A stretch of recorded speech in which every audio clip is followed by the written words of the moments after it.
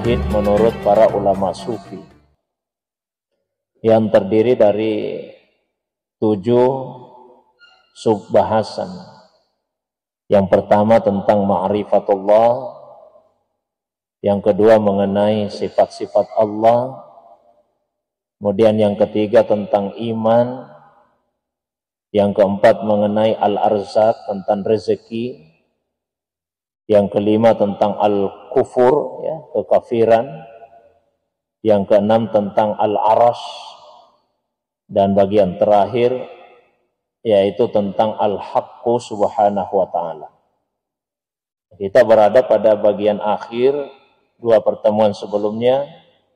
Beberapa paragraf yang terdapat di dalam kitab ini telah dibacakan, ya, maka tersisa 3 paragraf saja. Baik jamaah sekalian, saya bacakan lanjutannya. Qala al-musannif wa huwa al-allama al-arif billah Abu al-Qasim bin Abdul Karim bin Hawazin al-Qushairi qaddasallahu sirrahu. Penulis kitab ini yaitu al-allama al-arif billah Abu al-Qasim bin Abdul Karim bin Hawazin al-Qushairi, semoga Allah Subhanahu wa taala senantiasa mensucikan rahasianya. Beliau berkata, wala yuqalu ma huwa id la jinsalahu fayatamayyasu bi amaratin an ashkalihi yura la an muqabalatin wa yara ghairahu la an mumasala wa yasna'u la an mubashara wa muzawala. Ya. Dan tidak boleh ditanyakan apa itu Allah, karena Allah itu bukanlah satu jenis yang memiliki beberapa tanda-tanda yang membedakannya dari yang sejenis dengannya. Allah itu dilihat bukan dari satu arah tertentu, dan dia melihat yang selainnya tanpa menggunakan alat. Allah Subhanahu wa ta'ala menciptakan segala sesuatu tidak secara mubasyarah, tidak secara langsung, tapi dengan ucapan kun fayakun. Itu penjelasannya. Jadi tidak boleh ditanyakan apa itu Allah. Yang boleh adalah pertanyaan siapa itu Allah. Kalau dalam bahasa Arab bertanya dengan menggunakan ma dan bertanya dengan menggunakan man itu 2 hal yang berbeda. Ya. Kalau misalnya kita bertanya man Rabbul Alamin, ya, siapa itu Allah pencipta alam semesta, maka itu menanyakan tentang sifat-sifat Allah. Karena menanyakan tentang sifat-sifat Allah, maka bisa dideskripsikan, bisa diuraikan, bisa dirinci. Ya. Jika ditanya siapa itu Allah, ya kita bisa jawab Allah itu adalah pencipta alam semesta, Allah itu adalah pencipta langit, Allah itu pencipta bumi, Allah yang menciptakan timur, Allah yang menciptakan barat, Allah yang menciptakan manusia, bahkan Allah yang menciptakan seluruh makhluk. Itu pertanyaan tentang siapa itu Allah. Tapi kalau orang bertanya apa itu Allah, maka itu mempertanyakan substansi, hakikat, esensi dari Allah Subhanahu wa ta'ala. Nah, substansi, esensi, hakikat dari Allah Subhanahu wa ta'ala itu la tudrakul ukul, tidak bisa dijangkau oleh akal. Wala yutasawwar fil khayal wal auham, dan tidak bisa diimajinasikan di dalam khayalan dan angan-angan kita. Maksudnya seperti ini Bapak Ibu sekalian. Kalau orang bertanya tentang esensi, saya berikan contoh yang sangat populer dalam ilmu mantik, dalam ilmu logika, ya. Meskipun boleh jadi banyak orang tidak sepaham. Kalau dalam ilmu mantik, manusia itu biasanya didefinisikan sebagai hayawanun natik, hewan yang berpikir. Ya, dan seperti itu biasa manusia didefinisikan. Ketika orang bertanya, ma huwal insan, apa itu manusia, esensinya apa? Kemudian orang-orang filsafat misalnya belajar mantik menjawab, manusia itu adalah hayawanun natik, hewan yang berpikir. Hewan itu namanya jenis. Ya. Natik itu adalah tanda yang membedakan manusia dari hewan-hewan yang lain. Ya. Atau katakanlah supaya tidak terlalu kontroversial, kita sebut bahwa manusia itu adalah makhluk yang berpikir. Ya. Jadi makhluk ini adalah jenis. Dan banyak makhluk yang diciptakan oleh Allah. Allah menciptakan malaikat, Allah menciptakan jin, Allah menciptakan hewan-hewan dan sebagainya.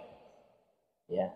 Maka ketika dikatakan manusia itu adalah makhluk, menyebut makhluk itu jenis. Nah, setiap makhluk ini ada keistimewaannya yang membuat dia berbeda dengan yang lain. Maka dikatakanlah bahwa manusia itu makhluk yang berpikir. Karena berpikir itulah yang membuat kita berbeda dengan yang lainnya. Nah, Allah tidak bisa didefinisikan seperti itu. Tidak bisa kita katakan Allah itu adalah ini. Ya, secara esensi. Karena dia bukan jenis yang mempunyai askal, yang mempunyai yang paralel atau yang setara dengannya. Ya, itu yang dimaksud dengan bagian awal di sini. Wala yuqalu ma huwa, tidak bisa ditanyakan apa itu Allah, karena Allah bukan jenis yang mempunyai tanda yang membedakannya dari yang askal, ya, yang setara atau yang sebentuk dengannya. Kemudian yurala an muqabala, Allah itu dilihat tanpa arah. Ya. Saya sudah pernah sampaikan bahwa menurut pandangan ulama Ahlus Sunnah wal Jamaah, di hari kemudian orang-orang yang beriman akan diberikan kenikmatan yang terbesar oleh Allah Subhanahu wa taala, yang jauh lebih nikmat daripada kenikmatan surga, yaitu kenikmatan memandang Allah Subhanahu wa taala.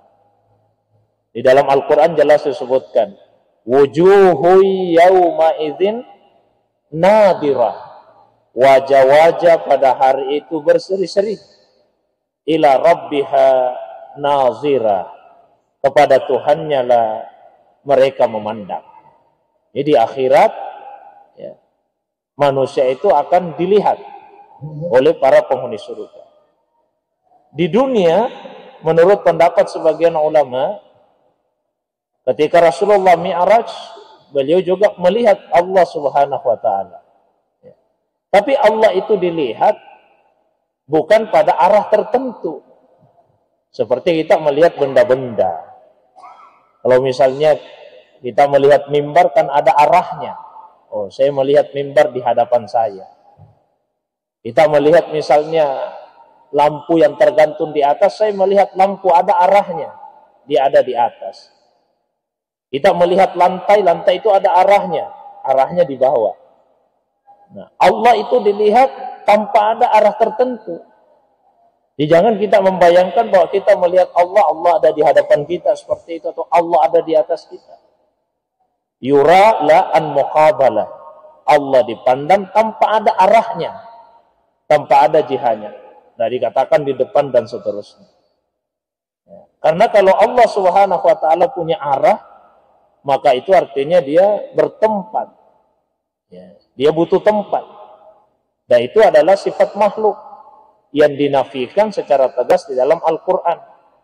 Laisa kamitslihi syai' wa huwas samiul basir.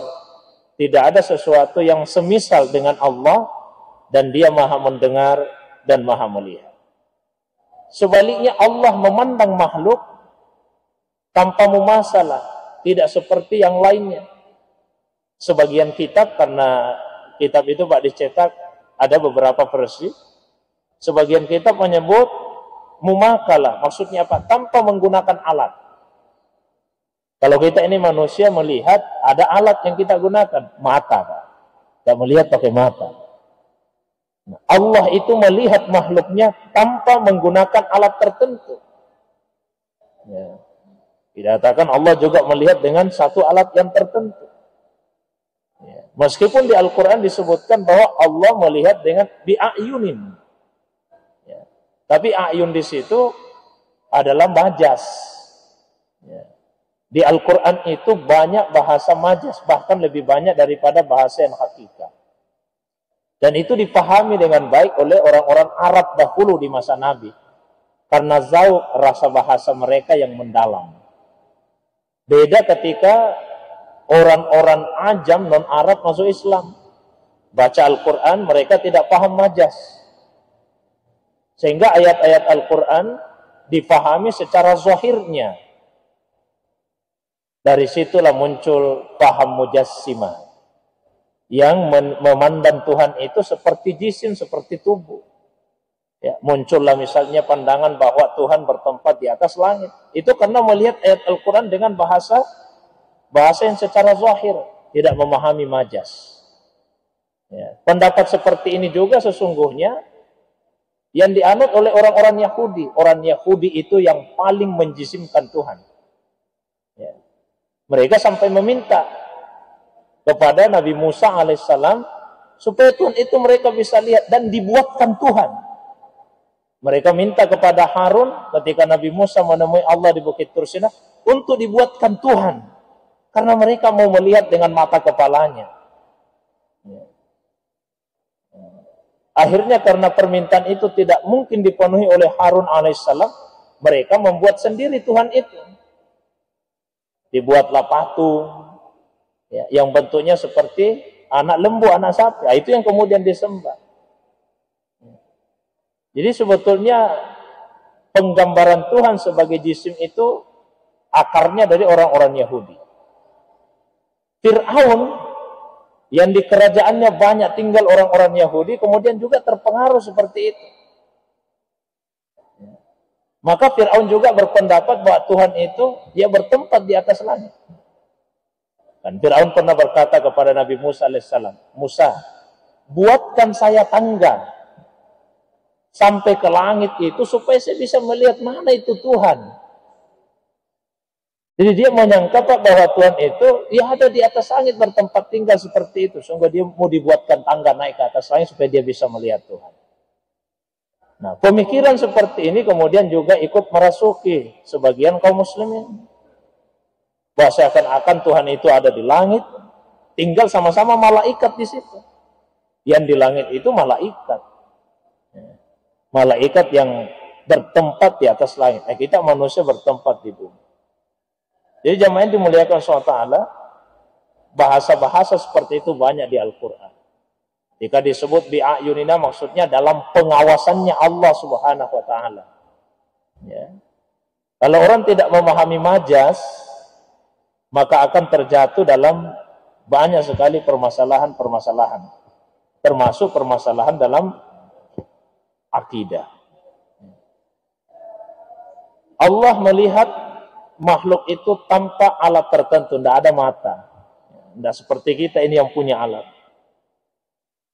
Dan Allah Subhanahu wa ta'ala menciptakan makhluknya sesuai dengan kehendaknya. Tidak seperti kita Pak membuat sesuatu pakai alat dan seterusnya. Innama amruhu idza arada syai'an ayyaqula lahu kun fayakun. Tapi hati-hati. Bukan berarti Allah Subhanahu wa ta'ala benar-benar mengucapkan kun. Ya. Ya, jangan ada di benak kita itu bahwa Allah ketika mau menciptakan sesuatu Allah ucapkan kun. Itu artinya Allah pun butuh huruf untuk mencipta. Ketika Allah mau ciptakan langit, Allah harus ucapkan kun. Allah mau ciptakan bumi, Allah harus menciptakan kun. Bahasa seperti ini dalam Al-Quran itu bahasa majaz. Maknanya apa? Begitu mudahnya Allah menciptakan sesuatu yang dia kehendaki. Maka digambarkanlah innama amruhu idza arada syai'an ayyakula lahu kun fayakun. Sebetulnya majaz itu juga dikenal Pak dalam bahasa Indonesia. Saya kasih contoh Pak ya, misalnya ini untuk memudahkan saja dalam memahami. Walillahil masalul a'la. Katakanlah ada orang sangat berkuasa di satu wilayah. Dia kuasa sekali Pak itu di suatu wilayah. Ya. Semua orang yang tinggal di situ tunduk pada perintahnya. Nah, untuk menggambarkan betapa besar kuasanya, kemudian dia berkata, saya itu kalau ada yang saya inginkan, saya cukup menjentikkan jari saya begini. Jadi itu yang saya inginkan. Bukan berarti Pak dia harus betul-betul begini. Ya. Saya kalau menginginkan sesuatu, saya tinggal tindis HP saya. Bukan berarti dia harus menindis betul HP Pak kalau menginginkan sesuatu. Tapi itu untuk menunjukkan bahwa betapa besarnya kuasanya. Ya, katakanlah misalnya Muhammad, ini contoh saja. Pak Bupati misalnya. Saya kalau ada yang saya inginkan, saya tinggal tindis nomor telepon saja. Nah, bukan berarti setiap bupati menginginkan sesuatu harus tindis nomor telepon, harus tindis nomor telepon. Tapi yang dimaksud bahwa besar kuasanya dan mudah kalau menginginkan sesuatu. Ini makhluk Pak, apalagi Allah Subhanahu wa taala. Mudah, sangat mudah baginya ketika Allah menginginkan sesuatu. Digambarkanlah itu dengan bahasa innama amruhu idza arada syai'an ayyakula lahu kun fayakun. Tapi bukan berarti Allah harus berucap kun. Baru bisa jadi yang dikehendaki oleh Allah itu. Karena kalau seperti itu pemahamannya sekali lagi Allah membutuhkan huruf, paling tidak 2 huruf yang dia butuhkan, huruf kaf dan huruf nun. Lahul asmaul husna was sifatul ula. Yaf'alu ma yurid wa yadhillu li hukmihil abid. Allah itu mempunyai al asmaul husna. Nama-nama yang indah was sifatul ula dan sifat-sifat yang tinggi. Jadi Allah punya nama. Bukan hanya satu nama, banyak nama. Di setiap nama itu mengandung sifat. Ketika misalnya dikatakan Allah itu mempunyai nama Ar-Rahman, maka itu sekaligus menunjukkan bahwa dia punya sifat pengasih. Ketika dikatakan bahwa Allah punya nama Ar-Rahim, maka itu sekaligus menunjukkan bahwa dia punya sifat penyayang. Ketika dikatakan bahwa Allah itu punya nama Al-Malik, berarti Allah punya sifat kuasa. Ketika dikatakan bahwa Allah punya nama Al-Quddus, berarti Allah punya sifat suci. Ketika dikatakan bahwa Allah punya nama As-Salam, itu artinya Allah punya sifat memberikan keselamatan atau terhindar dari kekurangan. Begitulah nama-nama yang lain. Nama Allah banyak. Dan kita tidak tahu persis berapa jumlahnya. Nama Allah tidak terbatas 99 nama. Lebih dari itu. Karena ada doa yang diajarkan Nabi Pak. Ya, Allahumma inni as'aluka. Ya Allah, sesungguhnya saya memohon kepadamu. Bi ismin. Bi kulli ismin. Dengan semua nama. Huwalak yang engkau miliki. Sammaita bihi nafsak. Nama yang engkau berikan kepada dirimu. Au anzaltahu fi kitabik, atau nama yang kamu sebut di dalam kitabmu. Au allamtahu ahadan min khalqik, atau nama yang engkau ajarkan kepada seseorang di antara makhlukmu. Au ista'sarta fi ilmil ghaibi indak, atau nama yang ada di ilmumu yang gaib di sisimu. Jadi ada nama Allah Pak yang disebut di Al-Quran. Kita tahu nama-nama itu. Ada nama Allah yang hanya diajarkan pada orang-orang tertentu. Dan ada nama yang hanya Allah saja yang mengetahuinya. Terus kenapa populer sekali dikatakan bahwa nama Allah 99? Yang lalu kemudian ada yang menyangka ya hanya itu saja namanya Allah yang 99 itu. Karena tidak utuh dalam memahami hadis. Ada hadis riwayat Tirmizi diantaranya yang menyebutkan inna lillahi tis'atan wa tis'aina isman mi'a illa wahida man ahsaha dakhalal jannah. Sesungguhnya Allah itu mempunyai 99 nama 100 kurang 1. Siapa yang menguasainya maka dia akan masuk surga. Itu ternyata Ustaz, nama Allah cuma 99. Kalau kita membacanya dengan cara sesungguhnya Allah mempunyai 99 nama 100 kurang 1 titik. Berarti nama Allah cuma 99. Tapi tidak titik, tidak berhenti di situ. Man ahsaha dakhalal jannah. Siapa yang menguasainya dia akan masuk surga. Contoh Pak ya, mohon maaf. Ini contoh saja ya, kenyataannya tidak. Saya katakan seperti ini. Di dalam saku baju saya ini ada uang 100.000 yang kalau ada yang minta saya akan kasih. Jadi dalam saku baju saya ini ada uang 100.000, kalau ada yang minta saya kasih. Pertanyaannya Pak, apakah uang yang ada dalam saku baju saya hanya 100.000? Hanya 100.000 saja, tidak mungkin lebih dari itu. Tidak Pak, sebetulnya lebih dari 100.000. Tapi yang akan saya kasih kalau diminta orang cuma 100.000. Ya. Bisa saja 200.000 di dalam. Tapi kalau orang minta 200, saya cuma bisa kasih 100.000 saja. Karena saya juga butuh yang 100 itu. Misalnya seperti itu. Jadi hadis itu harus dibaca utuh sampai ujungnya. Allah itu punya 99 nama 100 kurang 1. Yang siapa menguasainya dia masuk surga. Artinya cukup dengan menguasai 99 nama itu sudah bisa mengantarkan kita masuk ke dalam surga. Tapi penekanannya di sini bukan pada jumlah dari nama Allah Subhanahu wa taala. Nah, buktinya ada nama-nama yang lain yang tidak masuk dalam 99 itu. Misalnya Hannan, Mannan. Allah juga menyebut dirinya Al-Witir. Innallaha witrun. Tapi tidak masuk Pak itu dalam 99. Nah, selain Al-Asmaul Husna, nama-nama yang indah tersebut, Allah juga punya satu nama yang disebut dengan Al-Ismul A'zam, nama yang teragung. Yang kata Nabi Shallallahu Alaihi Wasallam, apabila engkau berdoa kepada Allah dengan menggunakan nama itu, yang kamu minta Allah akan penuhi. Jadi kalau ada yang berdoa dengan menggunakan nama Allah yang teragung itu, yang diminta akan dipenuhi. Kalau ada yang meminta kepada Allah dengan menggunakan nama Allah yang teragung itu, apa yang dia minta akan dikasih. Cuma nama Allah yang teragung ini Pak, sir, rahasia. Ya. Rahasia. Sebagaimana dirahasiakannya malam Lailatul Qadar. Mengapa dirahasiakan? Kalau ditentukan secara pasti malam Lailatul Qadar malam sekian, maka kemungkinan orang hanya sungguh-sungguh beribadah di malam itu. Di malam yang lain kurang intensitas ibadahnya, bahkan mungkin sudah tidak beribadah lagi. Sudah cukuplah malam ini kita ibadah. Tidak ditentukan saja secara pasti, hanya Nabi sebut bahwa carilah di 10 malam terakhir. Kita sudah beribadah di 10 malam terakhir, beda dengan 20 malam pertama. Disebutkan saja bahwa kemungkinan besar malam Lailatul Qadar di malam 27 Ramadan.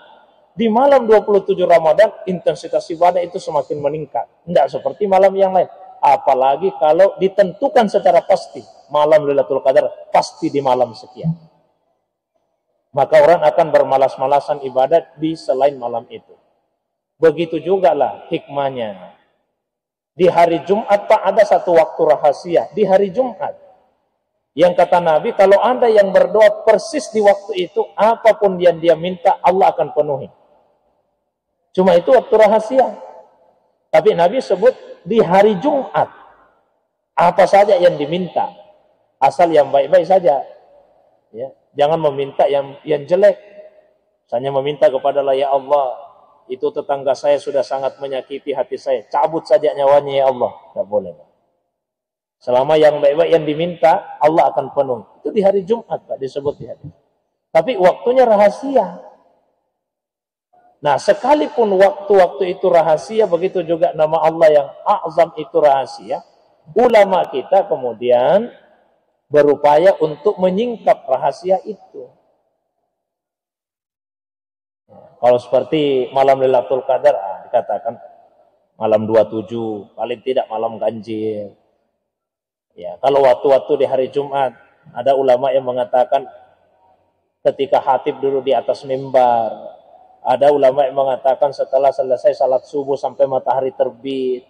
Ada ulama yang mengatakan setelah selesai salat asar sampai matahari terbenam. Nah, begitu juga dengan Al-Ismul A'zam itu.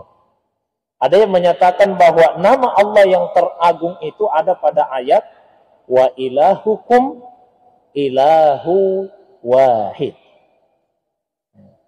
Ada ulama yang mengatakan bahwa terdapat di awal-awal surah Ali Imran. Alif Lam Mim, Allahu la ilaha illa huwal hayyul qayyum. Ya, ada ulama yang menyebut selain itu. Bahkan ada juga ulama yang menyatakan bahwa Al-Ismul A'zam itu adalah Allah itu sendiri. Ya. Dengan menggunakan Al-Ismul A'zam inilah, seorang ahli hikmah yang diberikan ilmu oleh Allah di masanya Nabi Sulaiman, dengan izinnya Allah memindahkan singgasananya Ratu Bilqis. Ya, itu dengan menggunakan Al-Ismul A'zam tadi. Ya. Syekh Abdul Qadir Jalani juga mengatakan bahwa nama Allah yang teragung itu adalah Allah. Terus muncul pertanyaan, tapi saya sering berdoa dengan menggunakan nama itu. Ya. Kenapa dalam kenyataannya tidak terwujud yang saya minta? Kata beliau, karena di hatimu bukan cuma Allah saja. Ibaratnya Pak, orang pakai busur panah, dia memanah, busurnya sama, anak panahnya sama. Tapi yang menentukan terkena sasaran atau tidak, diantaranya adalah kekuatan kita dalam menarik anak panah itu. Sama biasa ada yang bertanya, Ustaz, saya biasa ku dengar yang dibaca itu kalau orang meruqyah. Saya baca juga ketika ada orang yang kesurupan, tapi kenapa tidak ada pengaruhnya? Bukan sekadar faktor apa yang dibaca, tapi kekuatan hati dari orang yang membaca. Kalau hatimu tidak kuat, malah diketahui jin yang ada di dalam tubuh manusia itu. Ya. Sama-sama kita membaca, bacaannya sama. Ya. Tapi ada orang yang punya kekuatan hati, jangankan membaca, namanya saja sudah didengar oleh jin, jinnya sudah takut. Orang kesurupan di tempat saya, ada yang kesurupan. Nah, sebut saja salamku, nah sudah takut jinnya Pak. Umar bin Khattab itu sangat ditakuti oleh jin. Sangat ditakuti oleh jin. Jin kafir, Pak ya, setan. Sehingga kalau berpapasan di jalanan, pasti setan mengambil jalur lain. Ya. Kuncinya apa? Karena rasa takutnya yang sangat besar kepada Allah. Kalau manusia itu takut kepada Allah, maka Allah akan membuat seluruh makhluk takut kepadanya, segan kepadanya. Ya. Tapi kalau manusia tidak takut kepada Allah, maka Allah akan membuat orang itu takut kepada seluruh makhluk. Bahkan dia akan takut sama bayang-bayangnya sendiri. Nah, orang takut, kayaknya ada orang, padahal bayangannya sendiri. Ya. Tapi kalau di hati kita ada rasa takut sama Allah, Allah akan membuat seluruh makhluk segan kepada kita. Maka jika ada orang yang mengaku sering melihat jin, itu bukan tanda kehebatan Pak ya. Bukan tanda kehebatan itu.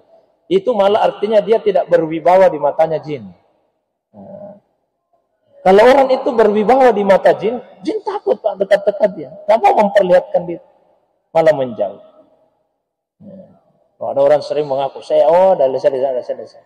Bukan tanda kehebatan itu. Ya. Kalau dia hebat, jin malah tidak mau dekat-dekat sama dia. Tidak mau memperlihatkan diri, menjauh jin itu. Jamaah subuh yang dimuliakan oleh Allah SWT. Ya, saya baca agak cepat.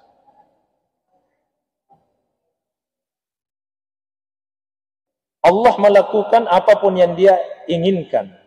Ya. Jadi apapun yang diinginkan oleh itulah yang akan terwujud. Dan semua manusia tunduk kepada keputusan Allah Subhanahu wa taala. La yajri fi sultanihi illa ma yasha' wa la yahsulu fi mulki ghaira ma sabaqa bihil qada. Ma'alima annahu yakunu minal hadisat arada ay yakun. Wa ma'alima annahu la yakunu mimma jasa ay yakun arada an la yakun. Jadi tidak ada sesuatu yang terjadi dalam kuasanya Allah kecuali apa yang Dia inginkan. Dan semuanya sudah tercatat ya, sejak dahulu. Apa yang dalam ilmunya Allah akan terjadi, maka itu akan terjadi dengan irada Allah sesuai ilmunya. Dan dalam ilmu Allah tidak terjadi, maka irada Allah tidak akan mewujudkan itu. Ya. Saya sudah jelaskan urutan-urutannya. Dari ilmu, irada, kudrah. Ilmu, irada, kudrah. Ya, dimulai dari ilmu. Pak. Segala sesuatu dalam ilmunya Allah. Ya. Dalam ilmu Allah itu meliputi segalanya. Yang tidak akan terjadi, yang terjadi semua ada dalam ilmu Allah. Sederhana saja lah. Dalam ilmu Allah, di subuh ini kita akan kumpul di masjid ini. Maka irada Allah Subhanahu wa taala kemudian menetapkan bahwa kita akan berkumpul. Lalu diwujudkanlah itu melalui kudrahnya Allah. Di sisi lain, dalam ilmunya Allah, di subuh ini kita tidak berada di tempat lain. Maka Allah tidak punya irada untuk mengadakan kita, mengumpulkan kita di tempat lain. Maka itu kemudian tidak terjadi. Ya. Jadi yang terjadi dan yang tidak terjadi semua sesuai dengan ilmu Allah Subhanahu wa taala. Maka kalau ilmu Pak saya sudah sebutkan meliputi segala sesuatu yang wajib, mustahil, yang jaiz. Tapi kalau kudrah hanya berkaitan dengan yang mungkin saja terjadi. Ya. Kudrah itu tidak berkaitan dengan sesuatu yang wajib dan juga tidak berkaitan dengan sesuatu yang mustahil. Maka jika ada yang mempertanyakan kudrah lalu dia kaitkan dengan yang mustahil, maka pertanyaan itu sejak awal sudah salah. Ya. Misalnya kalau ada yang bertanya, apakah Allah kuasa menciptakan makhluk yang lebih hebat daripada dirinya? Itu pertanyaan salah. Ya. Mengapa salah? Karena mustahil ada yang lebih hebat dari Allah. Kudrat tidak berkaitan dengan itu. Ya. Jadi pertanyaannya yang salah. Karena pertanyaannya salah, tidak perlu dijawab. Khaliqu arzaqil ibad khairiha wa syarriha. Allah yang menciptakan semua yang dilakukan manusia, yang baik dan yang buruk. Wah, ini penting, Pak. Ya. Karena ini salah satu yang sangat membedakan antara Ahlus Sunnah wal Jamaah dengan paham yang lain dalam Islam. Ya. Kalau kebaikan semua sepakat Allah yang menciptakan. Kalau kebaikan, Pak, semua sepakat Allah yang menciptakan. Tapi kalau keburukan, siapa yang menciptakan keburukan itu? Menurut ulama Ahlus Sunnah wal Jamaah, kebaikan dan keburukan semua diciptakan oleh Allah. Jadi Allah menciptakan segala sesuatu, yang baik Allah yang ciptakan, yang buruk pun Allah yang menciptakannya. Tapi menurut seperti Mu'tazilah, oh, keburukan itu tidak diciptakan oleh Allah. Masa Allah menciptakan yang buruk? Ya. Ini pengaruh juga, Pak, dari filsafat Yunani. Filsafat Yunani itu mengatakan bahwa ada ilahul khair, ada ilahul syar. Ada Tuhan kebaikan, ada Tuhan kejahatan. Jadi ada dua pencipta ini. Majusi juga begitu, Zoroaster. Ada Tuhan terang, ada Tuhan gelap. Ya. Kalau menurut ulama Ahlus Sunnah wal Jamaah, Tuhan itu cuma satu. Dia yang menciptakan kebaikan, dia yang menciptakan keburukan pun Tuhan yang menciptakan. Ya. Jadi perbuatan-perbuatan buruk, Pak, yang kita lakukan, itu juga ciptaan Allah. Timbul pertanyaan, terus kenapa kita dihukum? Atas apa yang diciptakan oleh Allah Subhanahu wa ta'ala. Allah yang menciptakan, tapi kamu yang memilih perbuatan itu. Jadi manusia diberikan ikhtiar, diberikan pilihan oleh Allah. Akan tetapi yang mewujudkan itu dalam kenyataan adalah Allah SWT, maka Allah penciptanya. Ya. Jadi perbuatan tersebut tunsabu ilallah, dinisbahkan kepada Allah dari segi ijadan, mewujudkannya. Wa tunsabu ilal makhluk ikhtiaran. Tapi dinisbahkan kepada makhluk dari segi pilihannya. Contoh yang sederhana, Pak. Mohon maaf Pak ya. Anak Pak, anak. Yang menciptakan anak itu siapa Pak? Allah yang menciptakan anak atau kita yang menciptakan anak? Allah yang menciptakan. Jadi yang memilih siapa Pak? Ya, manusia yang memilih. Dia yang memilih untuk menikah. Mohon maaf, dia yang memilih untuk melakukan hubungan.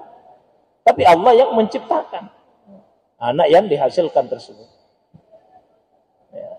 Maka jangan salahkan Allah atas penciptaannya. Tapi salahkanlah diri kita atas pilihan kita. Manusia yang memilih, Allah yang mewujudkan. Termasuk dalam iman dan kekafiran. Manusia yang memilih, Allah yang mewujudkan. Man syaa falyu'min wa man syaa falyakfur. Siapa yang mau memilih keimanan, pilihlah keimanan itu. Siapa yang mau memilih kekafiran, pilihlah kekafiran itu.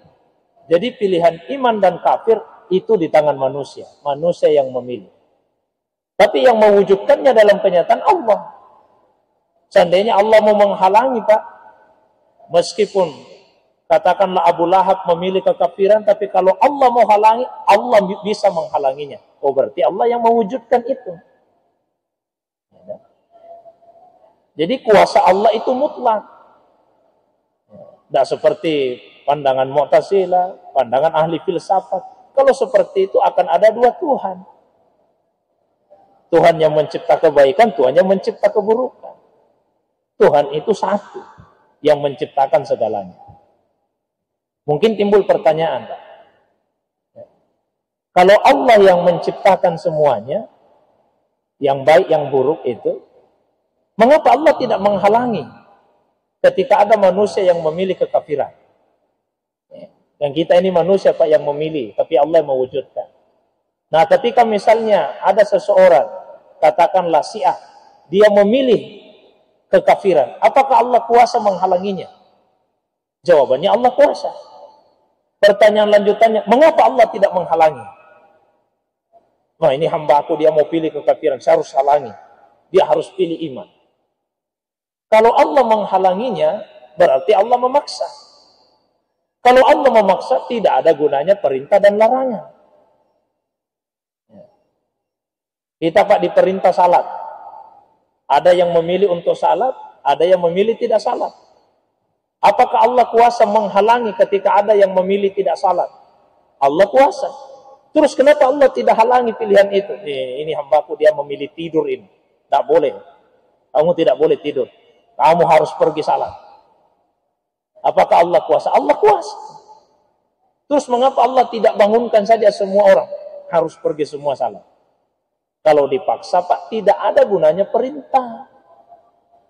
Dan manusia itu tidak akan ada pahala dan dosanya. Ya.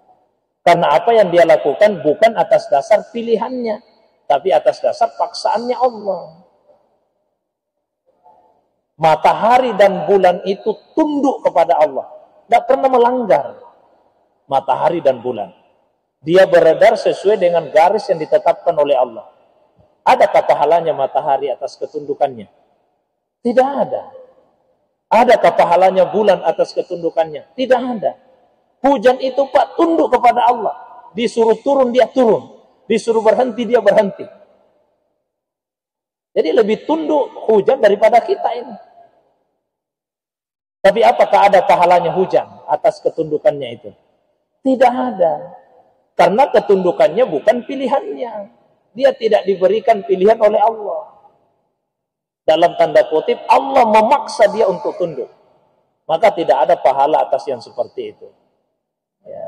Itulah di dalam Al-Quran disebutkan bahwa sujud kepada Allah yang ada di langit dan di bumi. Tapi dua macam, tau'an wa qarhan. Ya, walillahi yasjudu man fis samawati wal ardh. Kepada Allah saja sujud yang ada di langit, yang ada di bumi. Tapi ada yang tau'an, sujud karena ketaatan, karena pilihan. Ada yang karhan, karena keterpaksaan. Nah, manusia itu kalau dia sujud kepada Allah, tau'an, karena pilihannya.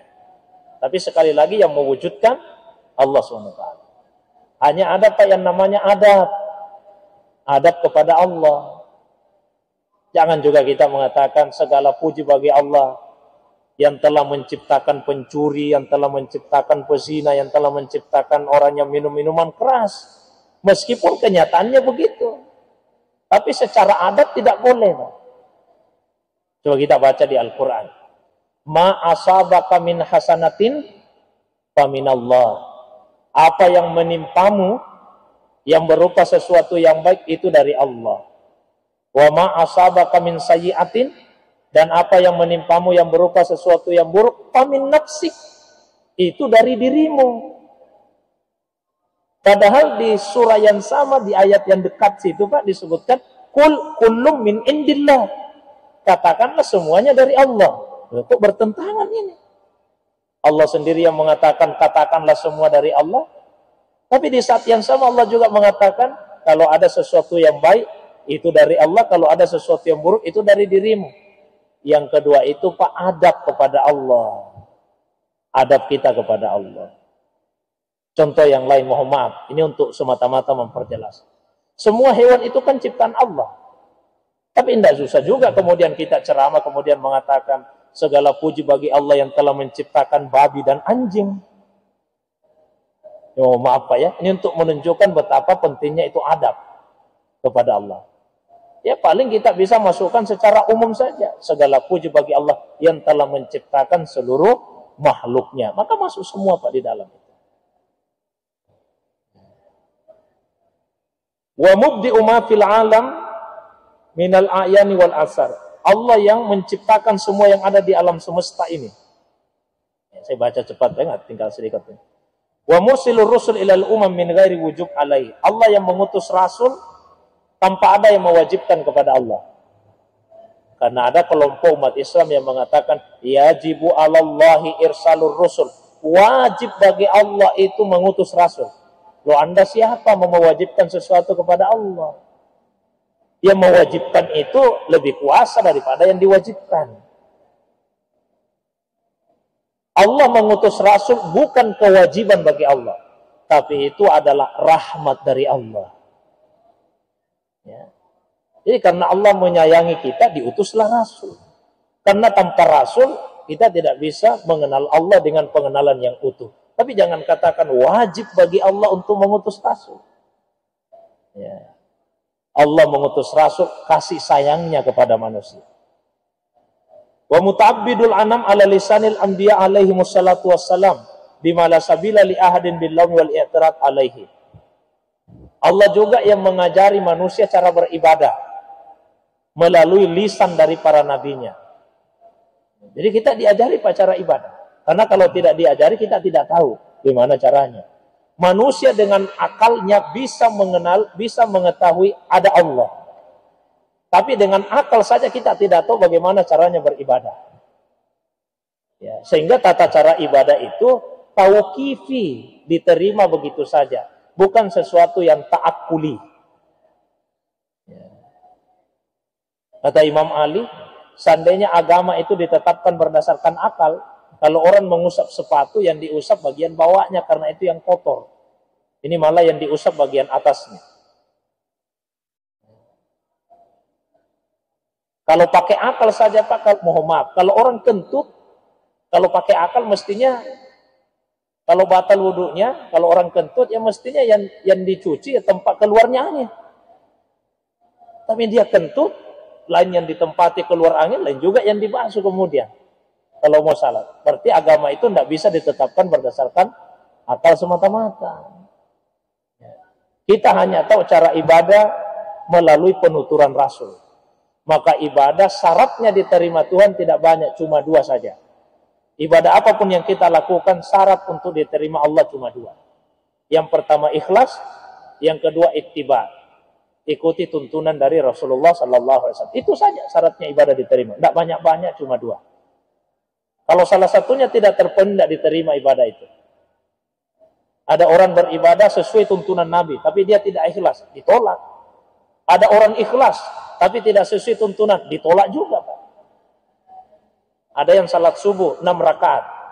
Ditanya, loh, kok salat subuhnya 6 rakaat? Oh, tidak apa-apa, yang penting saya ikhlas. Saya tidak ria, ini betulan, ikhlas betul saya salat. Terus kenapa 6? Enak sekali salat subuh saya rasakan hari ini. Begitu enaknya, rasa-rasanya tidak cukup kalau cuma 2. Sekalian 6 lah. Siapa tahu besok tidak begini lagi perasaanku. Lusa tidak begini lagi, jadi sekalian 6. Ini orang salat subuh ikhlas, Pak. Tapi tetap tidak diterima. Karena tidak sesuai tuntunan. Jadi 2 itu syarat ibadah diterima. Ikhlas dan lakukan sesuai dengan tuntunannya Rasulullah SAW. Dan tidak ada cara untuk mengkritik, memprotes tata cara ibadah itu. Tidak boleh orang bertanya-tanya. Kenapa kalau salat, rukuknya sekali, sujudnya 2 kali di setiap rakaat? Tidak boleh ada i'tirad. Kenapa waktu salat itu di waktu subuh, pas kita masih mau tidur lagi enak-enaknya? Kenapa puasa harus 1 bulan? Tak bisakah dikurangi, disebar saja di setiap bulan? Tidak boleh i'tirad. Ya, tidak boleh i'tirad. Wa mu'ayyidu nabiyina Muhammadun sallallahu alaihi wasallam bil mu'jizatiz zahira wal ayatiz zahira bima asaha bihil uzr wa adaha bihil yakin wa arrafal munkar. Allah menguatkan nabinya Muhammad SAW dengan mukjizat. Ya. Mukjizat yang nampak sebagai bukti kenabian. Sehingga tidak ada lagi uzur. Orang tidak boleh punya alasan. Kenapa tidak beribadah? Karena sudah ada mukjizat yang ditunjukkan oleh Nabi. Dan mukjizat itu kekal, yaitu Al-Quran. Dengannya semuanya menjadi jelas bagi orang yang yakin. Orang yang menolak pun mestinya tahu ya, kebenaran Islam. Wa hafaza baidatal Islam ba'da wafatnya sallallahu bi khulafaihi rasyidin. Allah menjaga kemurnian Islam setelah wafatnya Rasulullah melalui khulafaur rasyidin. Summa harasal haqqa wa nasarahu bima yuwaddihu min hujadid dini ala alsinati awliyaihi. Kemudian Allah menjaga kebenaran dan menolongnya dengan penjelasan dari hujjah-hujjah agama melalui lisannya wali-wali Allah. Melalui lisannya wali-wali Allah. Ada satu pembahasan Pak dalam kitab ini tentang wali. Ya, agak jauh. 36 itu Pak, poin 36 tentang kewalian. Wali secara umum ada 2, ada wali yang bersifat umum, ada wali yang bersifat khusus. Semua orang yang beriman itu wali Allah. Di kita semua ini Pak, karena kita beriman wali Allah semua. Wali Allah semua. Tapi wali yang bersifat umum, ada wali yang bersifat khusus. Kemudian asamal ummat al-hanifiyah anil ijtimai alad dalalah. Allah menjaga umat ini dari ijtima' alad dalalah, bersepakat atas kesesatan. Jadi tidak mungkin umat Islam itu menyepakati satu kesesatan. Tidak mungkin. Kalau ada yang disepakati umat, yakinlah itu bukan kesesatan. Wa hasama maddatal batil bimana sabah minad dalalah. Wa anjasama wa'ada min nusratid dini biqaulihi ta'ala liyuzhira 'ala dini kullihi walau karihal musyrikun. Allah Subhanahu wa taala menjaga agama ini dari kebatilan melalui bukti-bukti yang nyata, dan Allah pasti akan mewujudkan janjinya, yaitu menolong agamanya dengan firman-Nya liyuzhira 'ala dini kullihi walau karihal musyrikun. Allah akan menampakkan kebenaran ajaran agamanya semuanya meskipun orang-orang musyrik tidak menyukainya. Ya, sampai di situ pembahasan tentang tauhid menurut para ulama sufi. Jadi selesai bahasannya Pak. Insyaallah berikutnya masuk kepada pembahasan mustalahat as-sufiyah. Beberapa istilah yang populer yang sering digunakan oleh para ulama sufi. Ya, ada banyak istilah yang khusus, ya, mempunyai makna yang khusus digunakan dalam ulama sufi. Itu sebanyak 27 istilah, mulai dari istilah waktu sampai istilah sir atau rahasia. Mudah-mudahan Allah SWT senantiasa memanjangkan umur kita dan memberikan kesehatan. Baik jamaah sekalian, Mungkin masih ada sedikit waktu Pak, kalau ada yang ingin ditambahkan, ada yang mau ditanyakan, saya persilakan kepada jamaah sekalian. Ada Pak?